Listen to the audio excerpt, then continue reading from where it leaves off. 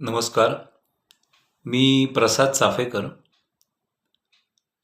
साताऱ्यातून आपल्याशी संवाद साधतोय. आज मी आपल्या समोर यायचं कारण म्हणजे मी साधारणपणे सव्वा महिन्यापूर्वी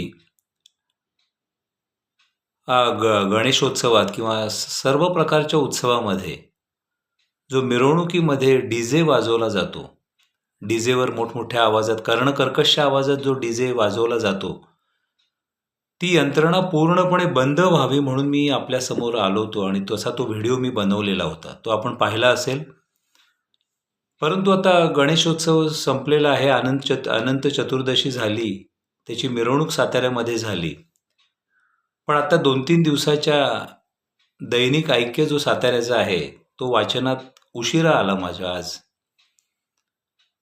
आणि ते वाचल्यानंतर माझा राग अक्षरशः उफाळून आला.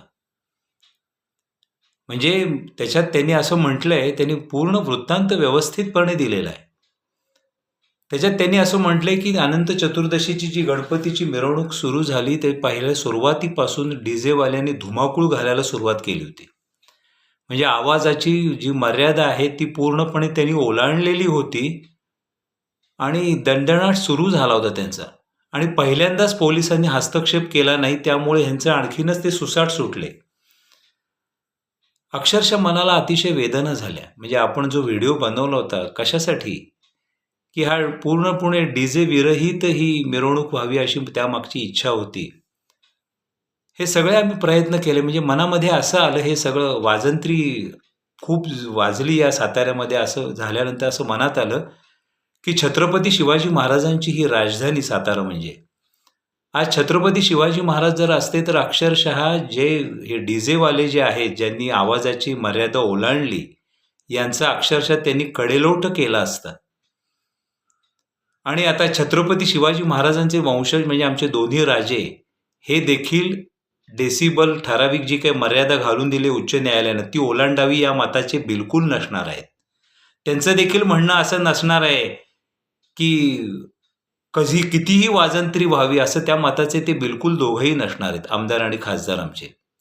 आणि पालकमंत्र्यांनी तर सांगितलं होतं की ठराविक मर्यादेचं उल्लंघन होता कामा नये, याची काळजी पोलीस घेतील म्हणून. पण झालं काय? जर आमचे आमदार खासदार जर या मताचे असतील की डीजे ठराविक मर्यादेच्या पेक्षा जास्त वाजता कामा नये, पालकमंत्र्यांचं जर असं म्हणणं असेल तरी देखील डीजे वाजतो, ह्याला काय म्हणावं? म्हणजे पोलीस कुठंतरी कमी पडले.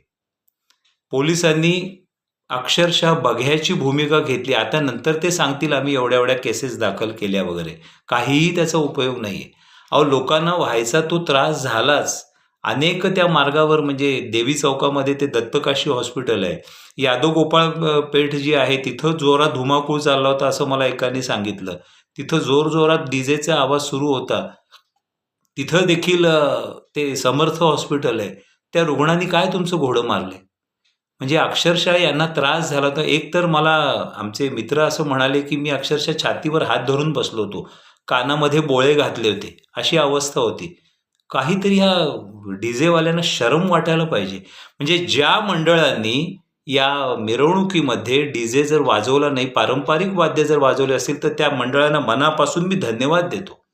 खरोखरीच त्यांनी आदर्श मूल्य जपली आपली आणि गणेशोत्सवाचं शुद्ध रूप त्यांनी कायम ठेवलं. त्यामुळे त्या मंडळांना अतिशय ती कौतुकास पात्र अशी मंडळं आहेत. पण ज्यांनी मर्यादेच्या पलीकडे डीजे वाजवला, ते नालायक लोकांना अक्षरशः लाज वाटायला पाहिजे की आपण हे काय करतोय. छत्रपती शिवाजी महाराजांच्या राजधानीमध्ये तुम्ही असले प्रकार करताय. अहो, आपल्या शेजारच्या फलटण तालुक्यामध्ये बघा, तिथं अक्षरशः शांततेमध्ये मिरवणूक झाली, तिथं देखील डीजेवर बंदी घातली होती, आपल्या सातारा जिल्ह्यामध्येच. मग साताऱ्यात का नाही होऊ शकलं? सोलापूर जिल्ह्यामध्ये जिल्हाधिकाऱ्यांनी अक्षरशः डीजे विरहित मिरवणूक म्हणून स्पष्ट आदेश काढला होता तिथल्या जिल्हाधिकाऱ्यांनी. आपण का नाही करू शकलो? वाईट वाटतं या गोष्टीचं. आम्ही 2-3 वेळा जिल्हाधिकाऱ्यांना जाऊन भेटलो.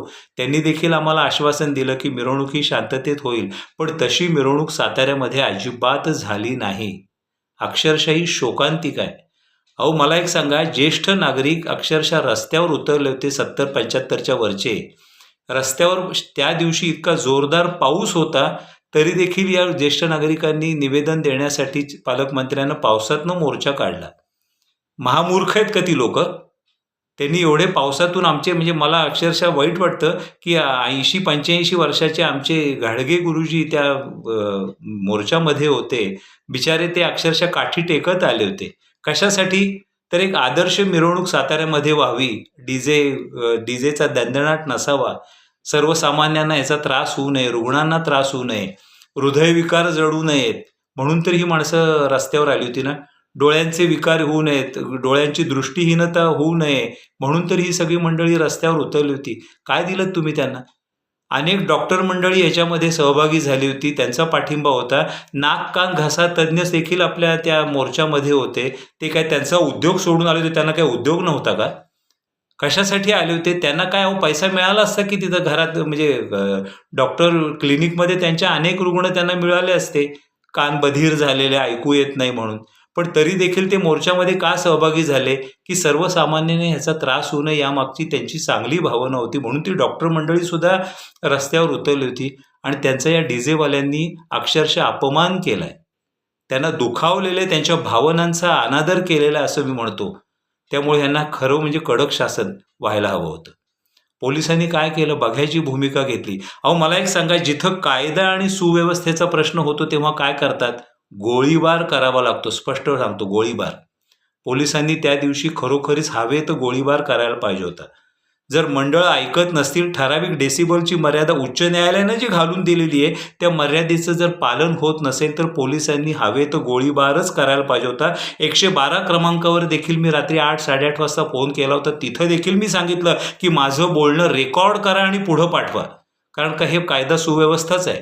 अहो सर्वसामान्य जर लोकांना जर छातीचं धडधडत असेल आणि घरातली भांडी थरथरत असतील तर करायचं काय? गोळीबार करण्याशिवाय पर्याय का सांगा ना मला तुम्ही. शक्य नाही, ते केलंच पाहिजे होतं. म्हणजे मी असं म्हणेन की 2-4 डीजे फोडायला पाहिजे होते पोलिसांनी, त्याशिवाय हे शहाणे झाले नसते. एकदम शांतता प्रस्थापित झाली असती आणि ती होणं अतिशय गरजेचं होतं. अहो मला सांगा, रुग्णांना त्रास होण्यापेक्षा ती शांतता परवडली ना. गणपती बाप्पानं आशीर्वाद दिले असते की चांगलं करतायत म्हणून. पण तरी देखील या पोलिसांना तसं काही समजलं नाही, त्यांनी अजिबात काही केलं नाही. ज्या ठिकाणी कायदा आणि सुव्यवस्थेचा प्रश्न निर्माण होतो तिथं पोलिसांनी गोळीबार हवेत करणं अतिशय गरजेचं होतं. 2-3 डीजे फोडणं गरजेचं होतं. सर्वसामान्य माणसं कोणी गोळीबार करू शकतील का? पोलिसांनाच ते अधिकार आहेत ना, कारण का कायद्याचे ते सर्व संरक्षक आहेत. त्यामुळे त्यांनी आपल्या अधिकाराचा वापर केला नाही. खरोखरी शांतताप्रिय मिरवणूक झाली असती. आज ज्येष्ठ नागरिकांचा तुम्ही अपमान केलाय खरं म्हणजे सगळ्यांनीच, या डीजेवाल्यांनी. फक्त ज्यांनी पारंपरिक पद्धतीनं गणेशोत्सव साजरा केला, गणेशोत्सवामध्ये पारंपरिक वाद्यांचा वापर केला, त्या मंडळ खरोखरीच कौतुकास पात्र आहेत. त्यांचे सत्कार केले पाहिजेत त्या मंडळांचे. पण ज्या नालायक मंडळींनी, बेशरम मंडळींनी मी म्हणेन अक्षरशः, डीजे वाजवला, मोठ्यांदा मर्यादेचं उल्लंघन केलं आणि धांगडधिंगा केला, त्यांना काय म्हणावं? अहो तुम्ही एवढे ते प्रखर लाईट्स लावताय, लेझर लाईट, त्याचा किती त्रास होतो, डोळे जायची पाळी येते लोकांची. काहीतरी म्हणजे एवढे तुम्ही अडाणी आहात का, असं मला त्यांना विचारावं असं वाटतं. की आपण एवढं, आपल्याला माहिती त्याचे दुष्परिणाम काय आहेत ते. अहो मनसेचे वसंत मोरे जे पुण्यातले आहेत, त्यांचा तो व्हिडिओ प्रसिद्ध सगळ्यांनी बघितला असेल. त्यांच्या भावाला काय परिस्थिती झाली, ते मुलाखत घेत होते ABP माझावाले, तर त्यांना ऐकू पण येत नव्हतं काय बोलले, ते समजतच नव्हतं. अगदी कानाजवळ जाऊन बोलावं लागत होतं. हे असं नुकसान जर होणार असेल तर या डीजेवाल्यांना काय शासन द्यायला पाहिजे, तुम्हीच विचार करा. तसं काहीही झालं नाही. आता त्यांच्यावर गुन्हे दाखल उपयोग काय? गोंधळ झाला सगळा, तो व्हायचा तो झालाच की शेवटी. तो व्हायला नाही पाहिजे होता. एक आदर्श मिरवणूक साताऱ्याच्या राजधानीमधून, छत्रपतींच्या राजधानीमधून निघायला पाहिजे होती, ती निघू शकली नाही. याचं अतिशय वाईट वाटतं. खरोखरीच अजून देखील आपण शहाणे व्हायला पाहिजे. या डीजे मुक्त मिरवणूक आपण ह्याच्यापुढं कायम निघाली पाहिजे प्रत्येक उत्सवामध्ये.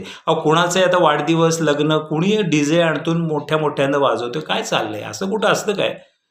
शांतताप्रिय जरा हे करा. आपल्या घरातल्यांना त्याचा त्रास होतोय, रस्त्यावरच्या काही नाही. अनेक म्हणजे महिला ज्या आहेत त्यांचे अनेक गर्भपात सुद्धा या डीजेमुळे होत असतील. एवढी शोकांतिक आहे. तरी या डीजेवाले शहाणे होत नाहीयेत की अरे आपण केवढ्यांदा वाजवतोय. एवढं त्यांना कळत नाही की ज्येष्ठ नागरिक जे मोर्चामध्ये सहभागी झाले होते ते कुठंतरी आपले आई वडील काका मामा अशा ठिकाणीच त्यांची वय होती ना. त्यांचा तुम्ही भावनेचा अनादर केलात आणि या मोठ्या मोठ्या डीजे वाजवला.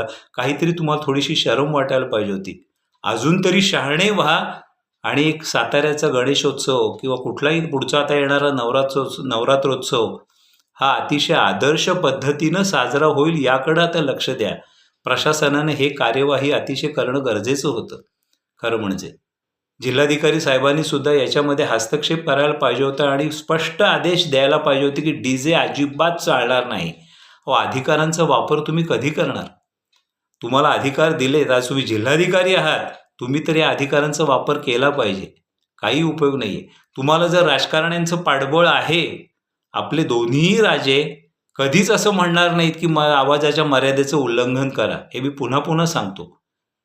मग त्यांचं जर अशी मतं आहेत, पालकमंत्र्यांनी स्पष्टपणे सांगितलं होतं की लेझर तर वापरलाच जाणार नाही आणि डीजे सुद्धा अगदी मर्यादित. तसं झालं का? नाही झालं. म्हणजे यांच्या भावनेचा, यांच्या म्हणण्याचा देखील तुम्ही अनादर केलेला आहे असं मला वाटतं या डीजेवाल्यांनी आणि सगळ्यांनी. तर याच्या पुढं काहीतरी शहाणपण आपण शिकलं पाहिजे आणि आदर्श गणेशोत्सव, सगळे उत्सव आदर्शपणे साजरे केले पाहिजेत आणि साध्या साध्या कुठेतरी वाढदिवस आणि याच्यामध्ये डीजेला कुठेही थारा देता कामा नये असं मला वाटतं. आणि याप्रमाणेच पुढं कार्यवाही चालू राहील अशी मी आशा करतो आणि आपली रजा घेतो. धन्यवाद.